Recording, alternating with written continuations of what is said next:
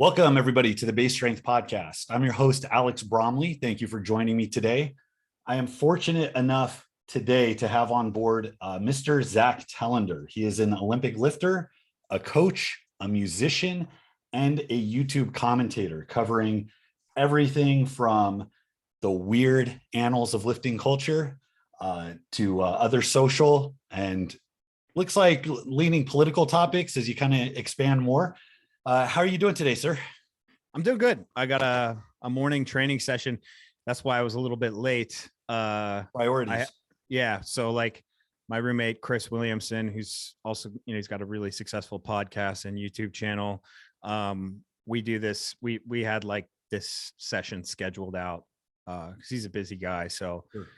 It helps to have a someone to train with in bodybuilding is what I'm actually trying to do lately.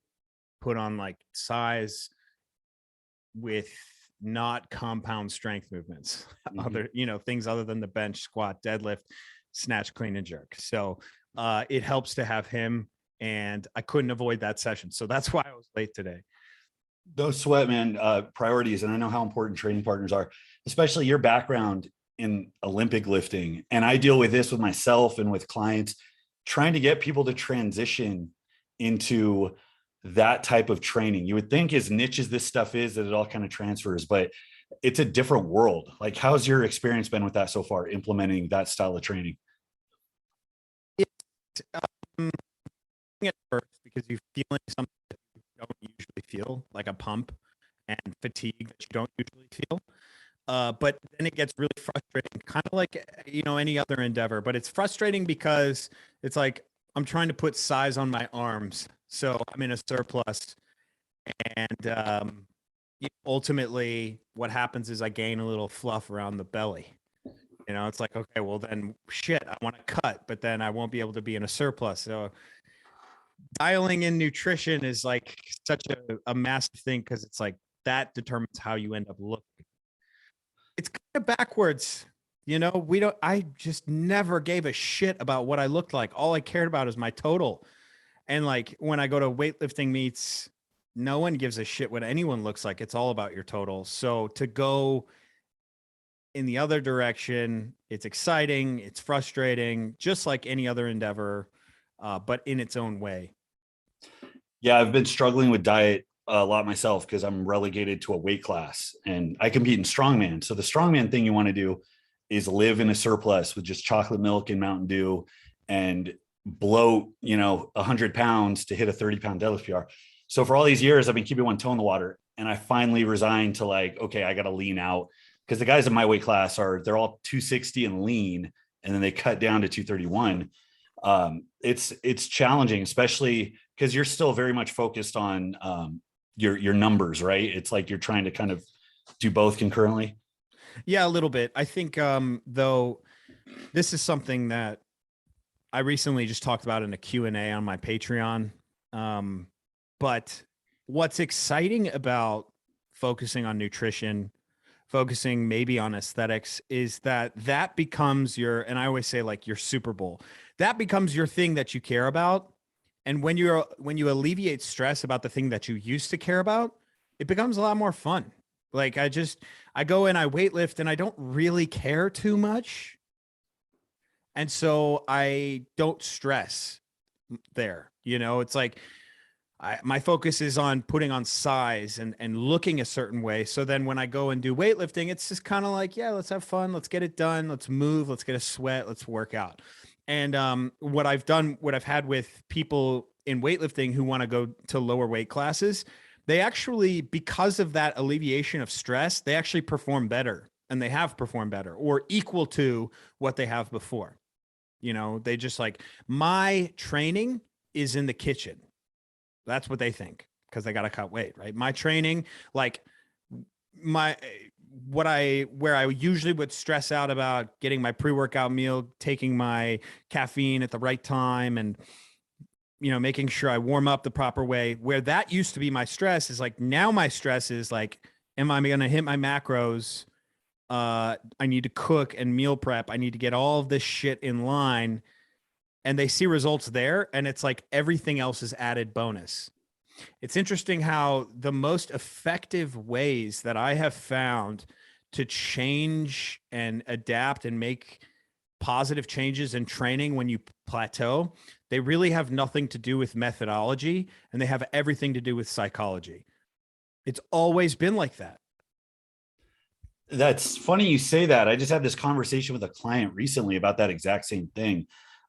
There's a point where, if you have so many people under you, a few of them, let's say they struggle or they stagnate or whatever, there's a point where a couple I've had to say, like, honestly, there's no other wizardry I can pull from my end. There's no magic arrangement of sets, reps, exercise selection. No matter what, if there is a barrier with your psychology, with recovery, with eating, with just simple dedication, wanting it bad enough, being willing to prioritize that over other things. If that roadblock comes up, it's going to happen with every program you do. And it's also funny you mentioned that as far as kind of backing off, taking your foot off the gas or focusing on something else, because I feel like people intuitively think that once you hit that plateau or once things stop getting fun and you're grinding, that you just have to hit the gas a little harder, go a little more. And then eventually, if for whatever reason, even when life forces you to just pull back a little bit, it becomes fun again. You approach it from new angles. You're willing to try new things. You're not, white knuckling your training. That it's a very important lesson. I think a lot of people miss when they're just so eager to milk themselves for everything they have because you have a short window for performance. People just, they clamor to the idea of optimization and finding what's optimal and reaching their genetic limit and all this thing. And they feel that the path that they're on is the only real way because they've seen improvements before and they know that it's harder to see improvements again. So they just have to work harder. It's not really the common thread that we always hear. It's like work smarter, not harder. It's not always that. It's like trick yourself. Just trick yourself constantly. That's what coaching always was for me, is always just tricking my athletes. Just like, how do I get them to not give a shit? Or how do I get them to not think? How do I get them to, so many times, man, especially in weightlifting. Weightlifting is a weird sport because people will miss reps that they've hit before all the time. And then they'll get in their head and then it's very psychological because it's so technical, and I'll do is I'll break them down. I will literally be like, let's put less weight on the bar and we're going to do this drill. And the drill, might be like a tempo snatch where you pull very slowly off the floor and then you explode, or it might be like a low hang snatch and a bunch of different things. And what that does is it just takes their mind off of the actual technical, requirements of the snatch all in succession. You got to remember to do this all at one time. And they think about the bounds of the drill. They think about what the drill requires of you. And it adds in these governors. And now that they're thinking about that, slowly the weight starts coming up and they get to the weight or they surpass the weight that they were missing before. You see that I had nothing to do with that. It's just a switch. It's just a psychological switch. So the more that I can kind of teach people to do that themselves, the better. Sometimes, and I think very rarely, you have to try to break your head through the wall. Sometimes you got to be like, I just failed.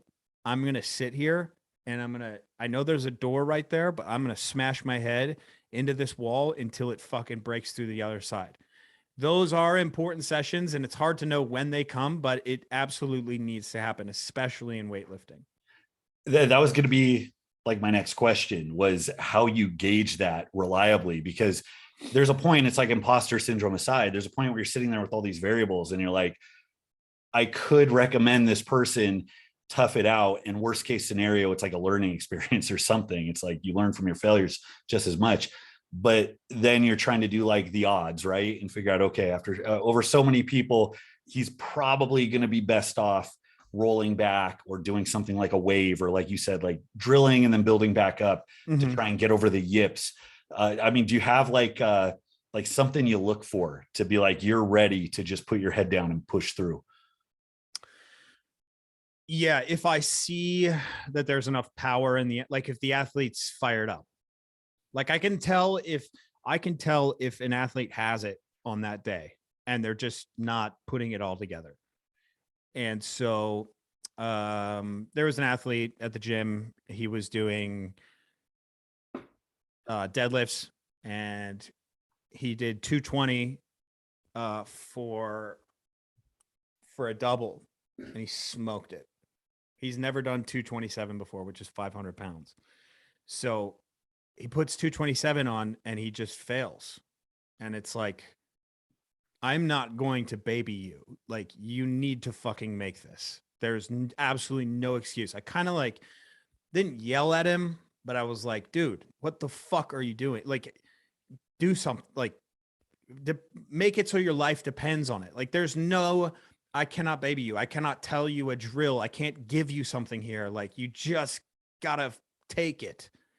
There's always that moment where it's has nothing to do with almost like what you're capable of. It's more about like, okay, I have to perform. You know, that's, and for some people who've never competed in sport before, that is very, very difficult, right? Like, the coolest thing about progressive overload is that like you never have to perform. Progressive overload just does it for you. You know, you're like, wow, I did 100 kilos back squat for 5 reps. I've never been able to do that before. It's highly likely that I'm going to be able to do 110 kilos, which is a PR for a single, right? Mm-hmm. But like, what about 120? What about 125? What about 130? Like, that's not going to happen because progressive overload says it has to happen. It's only going to happen because you make it happen and you want to perform at the time when everyone's watching, when your coach is watching. That is something that I grew up fucking living for. Like, in every aspect of my life, all I wanted to do was perform. That's it. And it's like an ego thing, of course, like, but that was what sport was for me, whether it was baseball, track and field, lacrosse, football, basketball, swimming and diving. I wanted people to watch me, you know, and ever since that's what gave me some sort of edge in weightlifting for someone who's 6'4" with a 6'7" wingspan, who has no place, you know, in this sport, at least at the time frame than when I did it, when I learned how to do it, all these, you know, extenuating circumstances. But that is what carried into the performance aspect. And that is one of the times where it's like, you know, I can baby you, I can bring you back down, I can re-warm you up, I can trick you, but like, there has to be a gamer mentality. You have to want to win. And this field, whether you're any like competitive barbell sport or any like kind of offshoot of that, it's so much rooted in like a recreational consumer culture, which is fine because people are best suited like taking it as far as they can, even if they're not directly competitive. And everybody's going to be able to do better than if they just sat their asses on the couch. But there's this fixation that everybody has on like the top 1% of 1%. And everybody feels like they're on track. Like, it's just a matter of time. That sporting background is so huge. It's like you can weed people out just by like your onboarding questionnaire of who's played a competitive sport and who hasn't, who has like a mentality of holding themselves accountable or of wanting to drive forward and perform, and who's just trying to take up time after work before they have to go home, or who's just, you know, my buddies do this, so I do this. And that's something that doesn't get talked about enough, because all the different fixations on like programs or styles of training, you know, this like exercise of the week that's going to be popular for a short period of time that everybody's going to put on Instagram. It's so much more important to get to that, you know, root cause. Like, so when you're lying in bed before you go to sleep, are you thinking about your workout tomorrow? You know, when you're supposed to be like writing out your TPS reports, are you like scribbling matrices of like rep PRs to see what that correlates to as a max? Or is it an afterthought until you get to the gym and you're like, well, I'm as prepared as I'm going to be. And it's unfortunate because I mean, I think the average person could do so much more, but So like that idea, it manifests in aggression. So the performance aspect, especially in weightlifting, and I think powerlifting, maybe strongman, there's a switch that you can visually see. I don't, it's hard. It's kind of like this je ne sais quoi. I can't like really describe it, but there's an aggression in snatching and clean and jerking that I can see that's a competitor, regardless of their competitive background. So I have seen guys who've never competed before, but they have this switch, boom, they can just smash the bar, and they have some sort of, and it's women too. Like I can see it in them. That is the thing that will carry over to performance. And that's what we see in barbell sport. Okay. But like I said before, people want progressive overload is so great. It's like, the adaptation is just going to carry me wherever I need to go. And I can just passively go through this workout. And that's true. You absolutely can. But you can do crazier shit that you never thought you could if you just, I don't know, learn how to perform. And like it's learning how to perform, learning how to be a gamer is so vital. And yeah, I think I don't know. Is there something like that in strongman, that the aggression oh, thing? completely. And it comes a few different ways because strongman encompasses so many different energy systems. But I was just relating that because you have Olympic lifting, so the precision and the speed. So of course there's transfer. It's why it's the backbone of all athletic strength programs. There's transfer to anything that benefits from a singular impulse where you really only have one shot to get it right. Once you get into the strength side of things, and I haven't really heard it described this way a lot, so it kind of clicked when I first heard it. But instead of training, strength or power, whatever, training to strain, like with the deadlift, right? I mean, psyching up for a big deadlift, especially when you know it's there and you kind of whiff at the start, or when you don't really stick with it, when it's slowing down around your knees, that's a different mentality than when you have to pop something off, with everything you have in 1 second and do it just so, because if you get a little bit out of position, you're just screwed. In strongman, God, I'm trying to think, like it's strain plus time. So that is like a recipe for pain. So everything's density, right? So it's a deadlift for reps, but hey, it's on an axle, so there's no flex. It's a minute, so you stop and start as you go. So instead of one set that might last 10 or 15 seconds, you're doing like, a rest pause set, basically. There's long carries, there's Husfeld carries. And some of the more explosive or strong athletes actually really struggle with their capacity. So when you take something like a 400-pound Husfeld stone, you have to pick up. And the guys that are winning are going 250, 300 feet with it. And you might be the biggest deadlifter there. But if all you know is that pop, that snap, that singular impulse, guys have a real hard time getting in that headspace, because instead of the aggression, it has to be more like, precision meets aggression, like that intersection where you're in the zone, athletic performance kicks up. You have to be calm enough to keep your wind, but aggressive enough to move the implement. So yeah, it gets very different, very specific to the event. I would love to see, and I hope people don't hate me for saying this, but I would love to see the best CrossFitters do body weight or weight class strongmen. What's your prediction? How do you think they do? I think they do very well. I know a few of them that have crushed I think they it. do very well. And you know why? Because they just know how to kill themselves. That's it. Mm-hmm. They know how to just the whole game. It's like the only way you get rewarded in that sport is to die. It's very we don't want precise. We don't want anything but just die here and now in front of everyone. And it's a pain that these people go through that, like, it's CrossFit. Everyone wants to hate on it or whatever, but it's here. It's a fucking sport. Okay. And think whatever you want about it. Like, I find it really off-putting when people just like hate on a sport. Like it's here. It's a legit thing. So let's not just completely be like, oh, that's like bullshit. Like that'd be like me looking at professional ballerinas and I think we call them ballerinos if you're a male and being like, oh, that's so whack. When in reality, these are like some of the most athletic, graceful freaks of fucking nature on earth doing shit that people can't even fathom doing, right? How can you not respect watching what these CrossFitters do?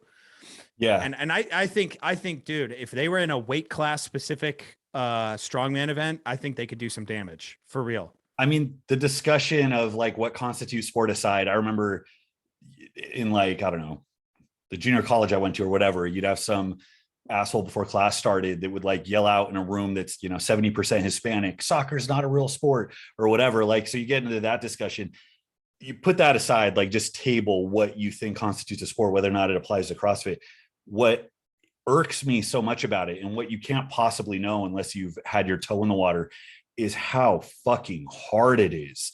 You hit the nail on the head. Like, you show up to die, because you might do a 2-minute burner where you're going as hard as you can, as fast as you can. You might do a 30-second just grind fest where it's like a ruck and you're just holding on for dear life, one step at a time. And it is unlike any other sport I have ever done. I mean, I played football a little bit in high school. I wrestled a little bit in high school. I mean, wrestling's like one of the hardest things you can do. Yeah. Having to manipulate your body weight and changes of directions. You have to be explosive, but you also have to last. The mix of like weight and the amount of time and the different energy systems and the fire in your lungs, it like sucks your will to live. I did a little bit of strength programming for a CrossFit gym when I lived in California, and they would have me like test out their strongman-ish wads. So it'd be like stone loading with burpees. And it's like the worst fucking thing I've ever done in my life. Like, yeah. Oh, I'm a pretty good stone. I should do this in my sleep. And it's like, no. And I actually knew a guy. I mean, my one good event, like the one thing that I do well in, is overhead pressing, because, I'm blessed with these. It's like a sumo overhead press. I have these like short little T-Rex arms. But I'll never forget, this kid put me in my place. He was like 190-pound CrossFitter. And it was a clean and jerk every rep on an axle. So grip is an issue. Guys having a mixed grip, continental. This guy double overhand, power clean and press 10 reps in a minute with a 200. And just thinking about the explosiveness, the grip strength, the capacity, it was bananas. And I think you're right. I think if strongman ever got to the level, which it would only be so lucky to get to the level where you have something like the games, I think it would open up to a lot of freak athletes, and you would see some records start to shift. So yeah, there's something about that CrossFit that I genuinely adore. And it's also part of, it's the same thing that I like is what I hate. So here's a great example of this. I show up to a weightlifting meet and I'm competing, and in my session, there's a CrossFitter, and he's already snatching 110 kilos in the back room. And I haven't even started touching the barbell. So if this guy is snatching 110, like I'm opening, I think at this meet, I was like opening, this was a long time ago. So I was like opening at 120 kilos. This guy's snatching 110 already. Like he should probably be snatching 140, 150 or something crazy like that. And I just know he's not, right?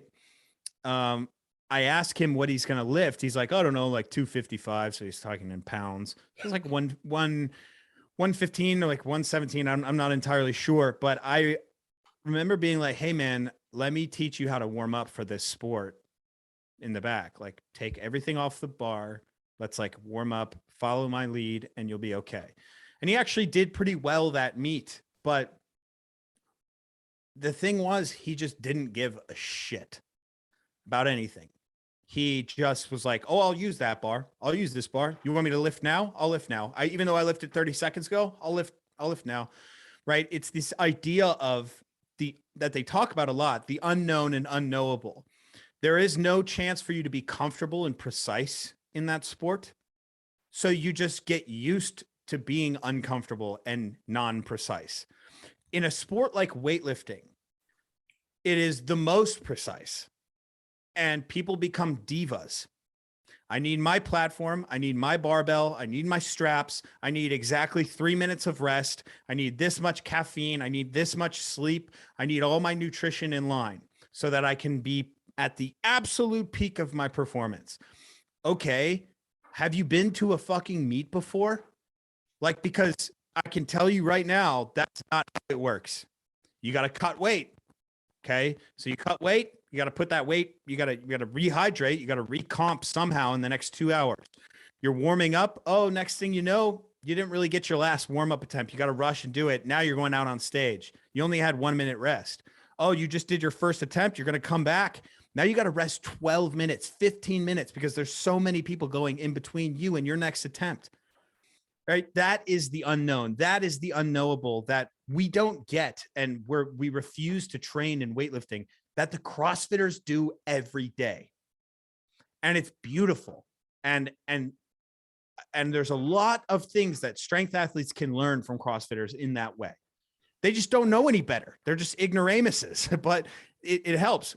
However, at the same token, that can be damaging, because there needs to be a point where you need to be precise. You need to know everything. You need to know where the scale is. You need to know where you're going to warm up, exactly when you're going to warm up. You need the precision, but you need that balance, right? You need that ability to be like, oh shit, hit the fan, whatever, I'm going to lift. You want me to lift now? I'll lift now.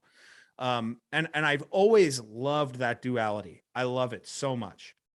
The line you have to walk between like broad general preparation, which you would put in that category, right? Like being ready for anything, being used to inconvenient time frames or equipment that's not quite up to stuff.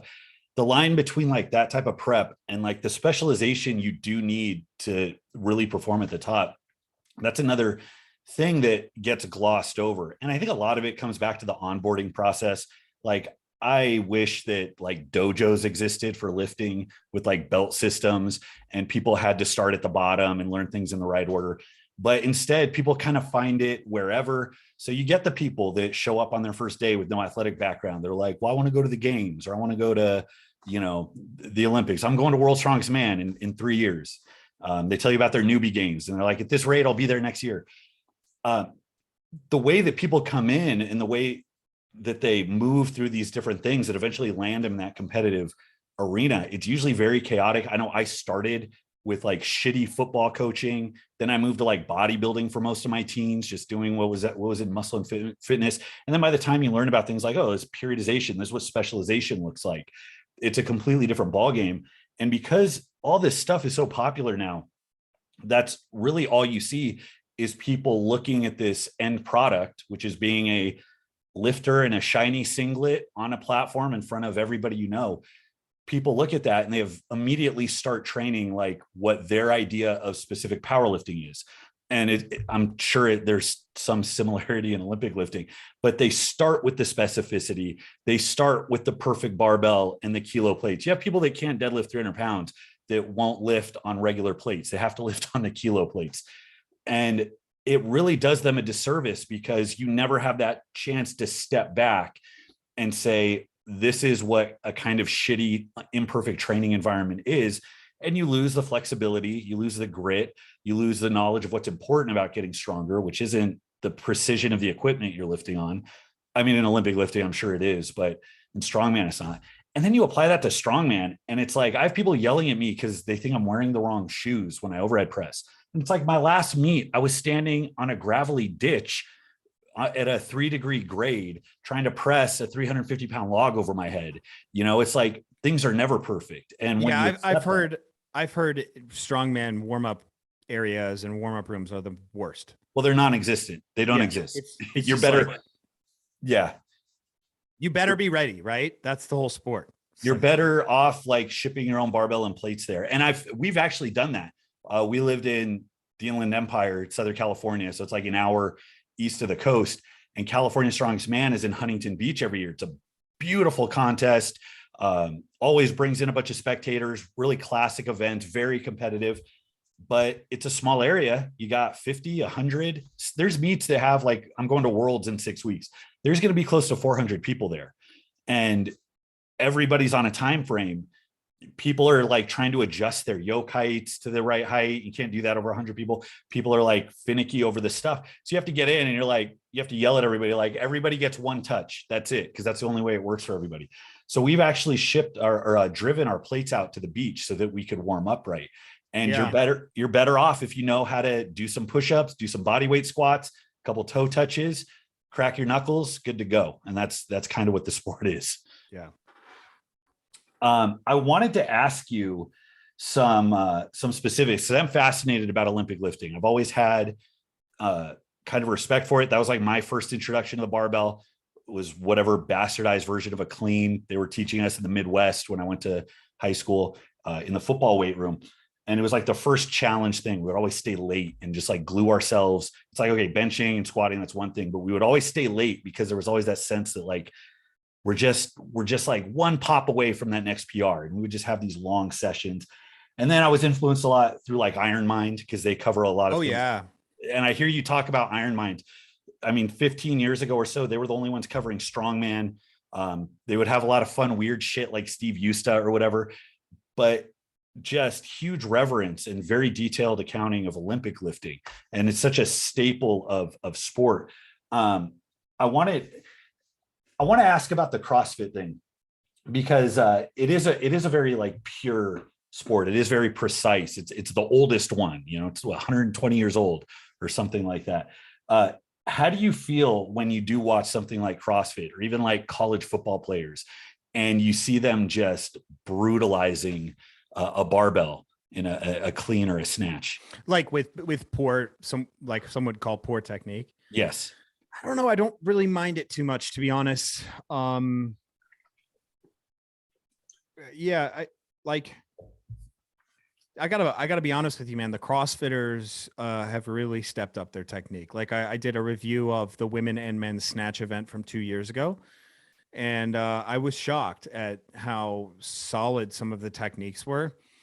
Obviously, like looking at an intermediate lifter or intermediate CrossFitter lifting poorly and putting themselves in danger, like that's the stuff that really gets me fucking mad. It really, really does. This is kind of a video that I've already done, but I want to do it again. If you think about hobbies or passions, let's say one of them's basketball, golf, or CrossFit, the cognitively dissonant person, the fellow who is hyper competitive at work, usually yuppies. Okay. I'm just going to say it because this is who I've dealt with. Young urban professionals. They're so competitive in CrossFit gyms. If you're competitive in basketball, your ego might have you take a bunch of jump shots. And the only punishment you get from that is missing, right? Your ego in CrossFit might have you snatch a weight that you're not prepared for, might have you try far too many muscle ups, might have you deadlift something that you shouldn't be deadlifting. And what happens when those things fail? It's pretty catastrophic. It's pretty fucking dangerous, right? So it's not the movement that is dangerous to people. It's not the methodology that's dangerous to people. It's the people that are dangerous to people. However, you're going to have cognitively dissonant yuppies in everything, but they're going to injure themselves in CrossFit more likely than anything else. Does that make sense? Completely. I think that's the thing that makes me the most fucking mad is like, and it does, like, it fires me up. There's an account called Meme Wad. I don't know if you follow them on Instagram, and they've just been posting CrossFit fails over and over again. And it's always the same type of person. It's never a newbie. It's never anyone who's competent and actually like a good athlete. It's always somebody doing something they shouldn't be doing. It's always somebody who thinks that they're better than they are.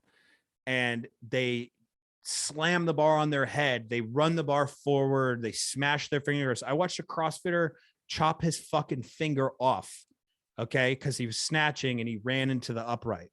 Finger came off. Like, what the fuck? You know, like that. I'm so mad at that person. That would never ever happen. That would never happen in a weight room, in my weight room if I was coaching someone. Never. That gap. And it's the same reason that guys go on a bunch of drugs. It's never the people that are there their first day. And it's usually not the guys that are at the top of the top. It's usually the intermediate group that's trying really hard to blast their way to the next level. So you get to that point where you're like just strong enough to feel like if I just try a little harder, you know, it goes back to pushing as opposed to knowing when to switch it up or take your foot off the gas. And those are the ones like you said, with the ego, where you think you deserve this weight or this jump that you're simply not ready for, because at some point you've just been going harder and harder to this point. You haven't dropped back, done the good work you need to. And it's comparable, like you said, with golf. Like, it's like if you saw a decent up and coming golf player or golfer, I guess would be the terminology, right. trying to like just Happy Gilmore the ball every time. And it's like, but at least he won't injure himself, though. That's the thing. Exactly. That's the point I was getting at. There's no risk. There's no risk. But then there is the added thing where that's also the way you get the worst possible result from your training. Yes. So it's this 1-2 punch of like, you're not going to refine the technical, the skill and the expertise in this thing that you need to if you want to get to where you say you want to go, but you're also probably going to fuck yourself up in the process. And that is the cost. Yeah. I hated a few things about CrossFit, but there were a bunch of people who would shave reps. They wouldn't do things to the standard just so they could beat someone, you know, next to them. And then the open would come around and that person would be nowhere to be seen. And, you know, because there were standards you had to judge and there was pressure. That's not I mean, weightlifting, powerlifting, what's your fucking total? It's the ultimate equalizer. So I love that. You can't fake a total. You just can't. So it weeds out the weak. And I love that about weightlifting so much. And that's some of the stuff that's like, you can be as cognitively dissonant as you want, but you're going to quit before you end up beating somebody who's intelligent and is working the right way. But that might not happen in CrossFit. And this is obviously not to rag on CrossFit. I think we've been talking pretty positively about it. It's just my experience as a coach of CrossFit and as a CrossFitter myself, or an X one, you know. I doubt that I'll ever go back to that phase of my life. I wanted to talk to you about some of the things you've covered on your channel. Yeah. You cover a wide variety of things. A lot of it's Olympic lifting, which is cool because there aren't a lot of, I can't really think of any other channels that are on your scale that kind of have that specific Olympic lifting focus. So that's always like extremely insightful, but I like that you bring that perspective into like generic fuckery that goes on in the internet, whether it's covering like Kyriakos or the Ego Olympics you do, or like Joel Seedman, stuff like that. I was actually catching up on one of your podcasts you did with Chris. I think it was the last one you did, but you were talking about Kyriakos, and I wanted to bring this point up because I thought it was brilliant. You were talking about how he's turned into such a meme, but it's like when it starts, it's mockery, but it becomes so ubiquitous in the ether. People talk about it so much, it almost like transcends to reverence. 100%. That is the fitness world of like the early 2000s defined right there. Jason Genova, any of those guys. Genova. Yeah. The throwback. Yeah. Like it's just, I love it. I love it so much. And I did like a little special on Kyriakos and training for the difficult, and that things being harder or working against something is actually going to make you better. It's going to make you more creative. So in that sense, like optimizing before you work is like kind of that issue of paralysis by analysis, but just in a different way. And I brought up this interview with Jack White talking about, he said, nothing creative has come out of convenience. And I truly, truly believe that. I truly believe that. You want to do something creative, go do it under your circumstances that you have right the fuck now. And don't wait until things are perfect for you.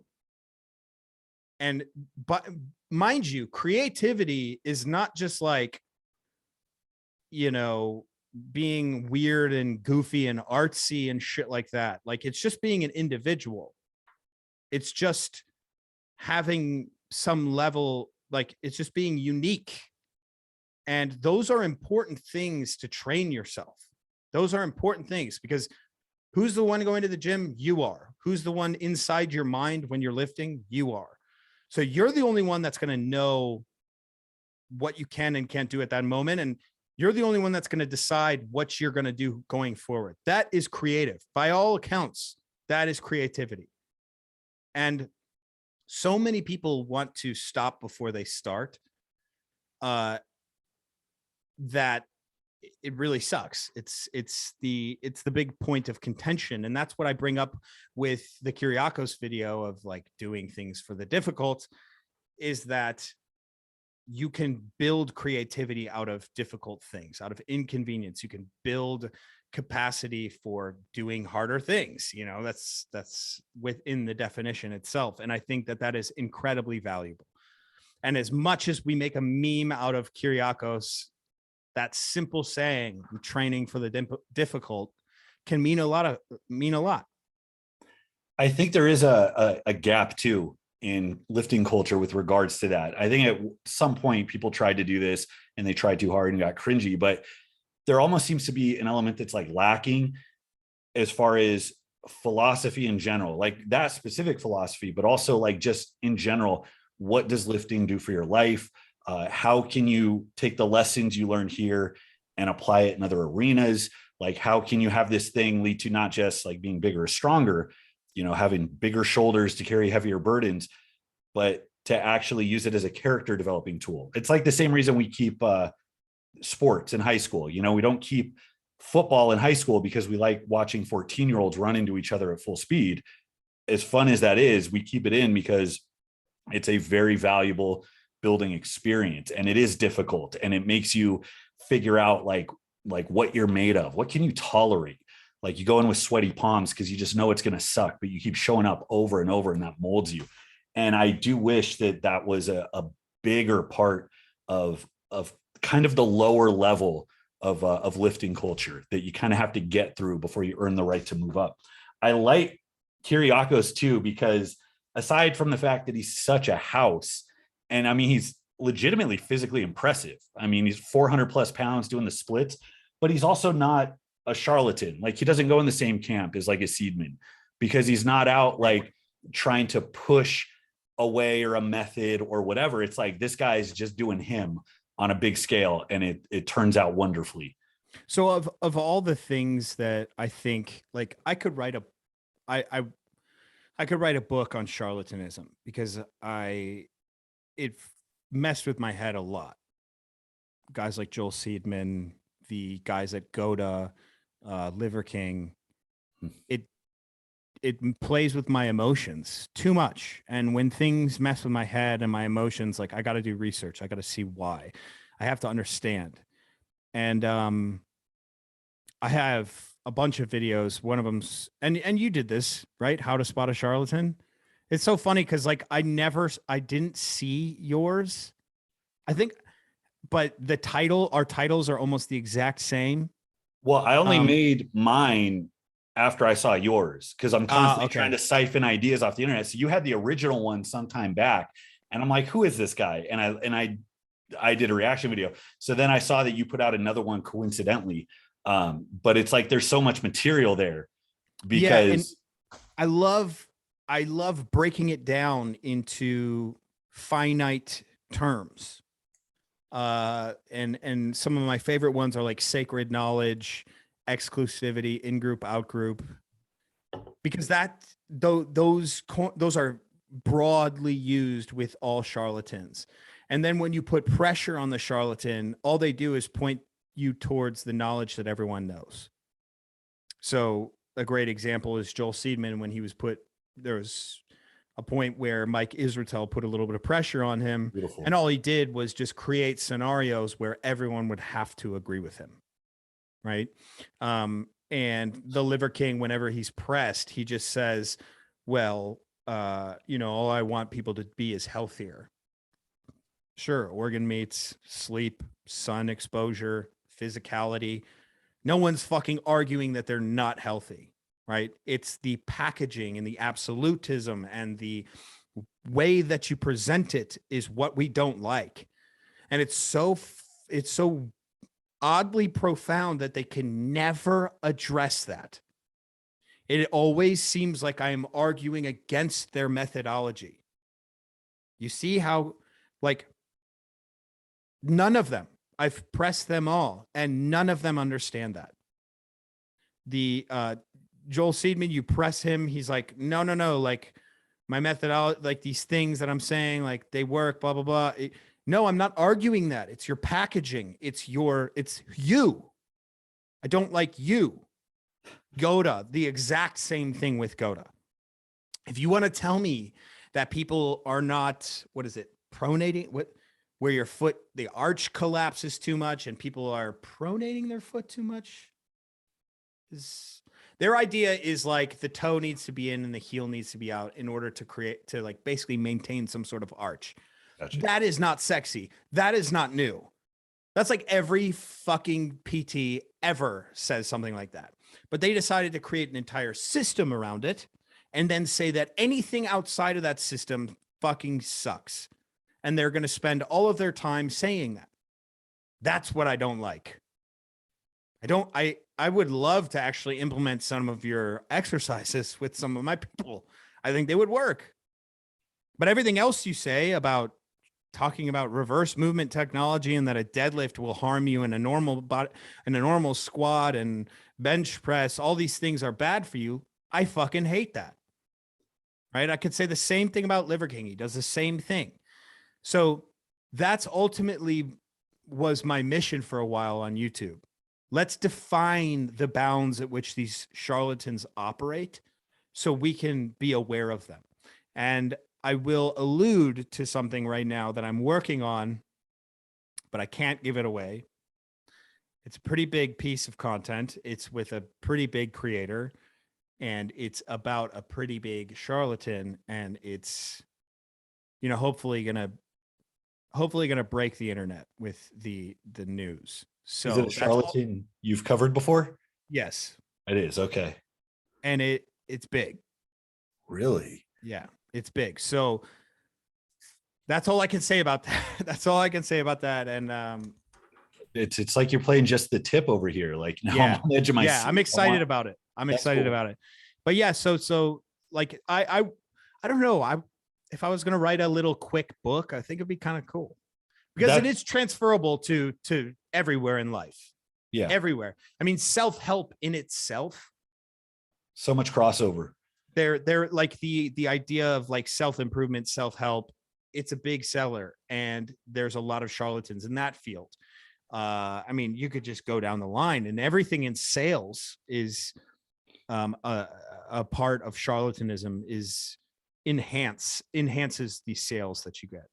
I don't know if you've experienced this just from like the business side of things, of trying to take this thing that starts off as a small channel nobody cares about and growing it into like this self-sustaining business organism that supports you, because you have to eventually get a handle on things like marketing and sales and like the right language and the way of speaking. I mean, you have to make people care. It doesn't matter how smart you are, insightful you are, if nobody clicks on your video, if nobody goes to your website, you're shit out of luck.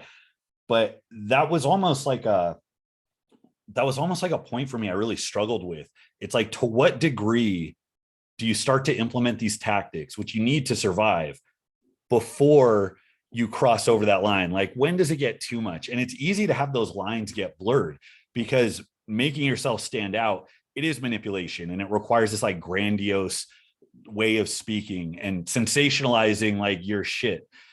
That's something that that I'm still working on with regards to like thumbnail titles and, you know, when is it clickbait? When do you have something to apologize for or be nervous about? Yeah, I'm slowly understanding that. The internet is just too big to give a shit. So like, if you do something that isn't completely authentic to how you were or what you are, it's okay. You know, people will be okay with it. You want to do an ad, you want to push a product, it's okay. Because the internet is so big that that content will go away and you'll get a new piece of content. This is, again, to point back to the charlatans. And I actually just made a video on Barstool Sports. I don't know if you saw that. I did see that one. Yeah. Yeah. So I like to cover things like that. That's not really has anything to do with weightlifting. It doesn't really have anything to do with anything. It's just something that I noticed. And there's a shamelessness to business. All that matters is revenue. All that matters is numbers. So if that's the case, then your authenticity does not matter. If your authenticity got you to where you are, then yeah, I mean, you use it to get you where you are. But if you're seeing things improve and you're not authentic, who really gives a shit, right? Well, I would argue that you and I give a shit, right? It's just who we are as people. But there needs to be some tiny level of, dare I say, inauthenticity, which sucks, but there needs to be a small amount. And I think, you know, finding that balance is tough. I don't entirely have the answer to it, but I can say this, that the internet is very big. And you think that you have a microscope on you. And if you think that way, you'll never be able to create. It's just, because it happens to me, man. I would get a negative comment. I'd be like, this guy didn't even understand what I said. It just takes one to burrow into your skull. Disagreeing with something that I didn't say. Mm-hmm. Let me explain it to him more. And then if I was able to prove him wrong, he would be like, yeah, but it's stupid anyway. And because of this. I'm like, no. And then I just go off and back and forth with him. It's like, what if I just created a new piece of content? What if I just didn't answer that bullshit and just made another video? And if you think like that, you just keep going and going and going and going and going. Mm-hmm. You know, yeah.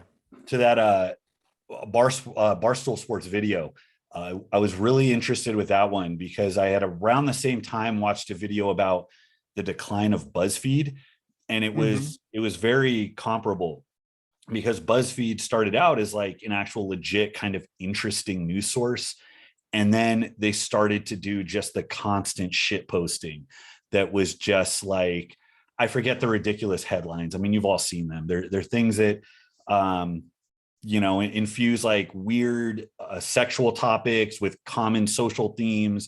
And then you take that, you polarize the fuck out of it and make it really weird. So it's super clickable. And it charted like how they just dominated the internet for so long and then hit that wall where it wasn't sustainable. And now the system's in ruins. So I was thinking about that the whole time I was watching that Barstool Sports video, because shameless, that word describes it perfectly. It's just the most vulgar non sequiturs you can imagine that have nothing to do with the main video, but if it's driving revenue, so who cares? And I do wonder if that's going to bite them in the ass in the future. So I'm actually looking at the titles and thumbnails of my videos right now, and some of my video essays have like very non-clickbaity titles and very non-clickbaity. They're like, this one's called Examining the Double Knee Bend. Okay. It's like, what the fuck does that even mean? But then I have things that are just like 1960s teens were ripped chads, you know? So look, there is a balance there. You're not baiting people. Still, people like, people give me that pass. It's like, fuck it, you know, like, you're still our boy, dude. We still love you. Like, and we come here and we watch you talk shit in front of a green screen, and like, it works. It's all good. Like, we, you know, But that took a while to get to that point. Yeah. You see, like my following when I started this channel was so goddamn organic. Like it was great. I knew nobody who had the numbers that I had. Like nobody. I would have like 5,000 subscribers and I would get 5,000 views every single time. Like it was, I was hitting like 100%, 101%, never anything viral. And I would gain like 100 followers per month, like every single, or like 100. And then that turned into 500 and, you know, but it was like, never did I go boom ever. I've been doing this 6 years and I still, it's just a straight line, like still just small little improvements. Right. And that was a blessing in disguise because I have some loyalists because of that. You know, I have people who are loyal to my channel. I know a guy, he's a YouTube creator and he did a video with some hot chicks in it and it got like 300, 400,000 views and he had like 1,000 subscribers, went all the way up to 20,000 subscribers. And none of them turned out to be people that would ever watch his channel. I mean, this guy's a powerlifter. He's a good powerlifter and he's got very technical powerlifting shit. And he struggles to get views because of that, because he built his audience around something that wasn't him. I mean, it's nothing to his fault. That's exciting, right? But now I throw a little bit of, you know, clickbait in there, but it's okay. People know what they're getting. They know the person. They like the person. They're yeah. your Commentary doesn't waver either. The commentary is the same. It's honest. It still comes from the perspective of your authority. So that value persists no matter what. And then added benefit of the entertainment value. And I think you're right. I think the number of people that'll punish you for that is so small that it doesn't really matter anyways. Right. And I mean, that kind of takes us to the next thing I wanted to talk to you about, which is like where you see this going. Cause I've noticed, and I don't know if this is just me noticing or if this is deliberate, your channel's been starting to like branch out. You've been starting to cover different topics, taking more liberties. Looks like your content production has gone up quite a bit. Your frequencies come up. So do you have kind of a plan, a point B that you're trying to get to, or are you just kind of feeling it out as you go? So definitely my plan is more releases. I try to get 4 to 7 a week, which is very tough. That's I've never done that before. You know, I was at 1 a week for like 5 years. So going up like that. And then, no, it's just, here's how this, my dad's, he's a sports writer, and in Chicago in the 90s, he was like one of the biggest names in sports writing, which is a pretty great time, you know, Michael Jordan, and the Bulls, and then coming off the backs of the 1985 Bears, like it was a good time. And so he was pretty well known, but he would talk to me about things, about these players, about things that he had issues with. And they weren't always just like, you know, dry things. It was just his opinion, what he thought. And he would talk to me about them. I remember one of them was, he was talking about the Harvard basketball team and how well they were performing in the NCAA tournament. And his thesis was, they're all seniors. They played together for 4 years. And all these teams they're playing against, the freshmen quit, or they didn't quit. They go to the NBA. They have to start and they have to play with 18-year-olds. We got 22-year-old men who are brilliant because, you know, they're intellectually smart because they're going to Harvard, and they're doing really well. And that happens every once in a while in the NCAA tournament. And his whole, you know, that was his thing. It was like, he told me that. So I was at school the next day and they had the paper. So I flip it open and look, my dad is saying that exact thing, like literally almost word for word what he said to me. He is now saying for thousands of people. So this is what's always been the case for me. If I feel something, if I have an opinion, I want to be able to share it with people, but it's something that I've already spoke into existence. And so that Barstool Sports thing, that was something that I had been speaking about for a while with my friends, with Chris, my roommate. All I had to do was write it down, voice record it, press record on my camera on. And that's what I'm going to continue to do forever. I'm never going to stop doing that. And it could be about something like political, philosophical, religious. It could be about fucking animals for all I care, you know? And if people are genuinely interested, they're going to watch. And if they're not, then I got to figure something out. But that's why I made this pivot, is because I'm not just a weightlifter. I've got, you know, instruments back there. I play music. I'm very into music. I'm very into the arts. I'm very into philosophy and stoicism and evolutionary psychology. And these are things that I want to be able to talk about. I'm blessed to have an audience that may stay with me through those things. That's awesome. That's kind of inspirational how free you are in that capacity, because you can get captured by this so easily. You know, they talk about audience capture, where somebody hits a single note out of all the notes they hit, and then that resonates with their audience. And the next thing you know, that's kind of the one thing they're about now, because they're glued into how it performs from that aspect. And admittedly, that's something I've struggled with. It's like, I'm looking at this thing and it's like, is this what they're expecting? But there's a point where it's like, who cares, you know? And to have that platform that very few people have, to have, you know, insight and be able to project that voice out and get feedback as you go. I mean, that's a really cool thing. There are certainly worse ways to make a living. Yes, I love it. You know, but I did have to punch the same spot every single time. Just throw jabs, weightlifting for 4 or 5 years. And then finally, hey guys, I want to start talking about other things. Is that okay with you? Resounding yes. Well, you're good at it too, and that plays into it, because there's, I'm sure, 1,000 people that have a lot to give their audience with this like really specific technical stuff, but most of them are probably going to fall on their face if they try to insert, you know, their hot takes on you know, I don't know, social justice or this political policy that people are arguing about or whatever. So you know, you have that in your corner. And like I said in the beginning, I'm a big fan of your channel, like tuning in, listening to your commentary.